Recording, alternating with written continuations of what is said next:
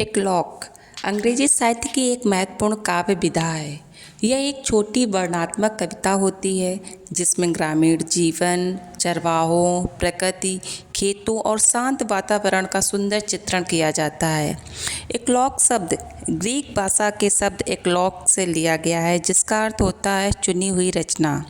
एक्लॉग का सबसे पहले प्रयोग प्राचीन रोमन कवि वर्जिल ने किया था। उनकी प्रसिद्ध रचना एक्लॉग्स ने इस शैली को साहित्य में पहचान दी, इसलिए वर्जिल को एक्लॉग का जनक माना जाता है। बाद में इंग्लिश लिटरेचर में एडमंड स्पेंसर, अलेक्जेंडर पोप और जॉन मिल्टन जैसे कवियों ने इसे लोकप्रिय बनाया।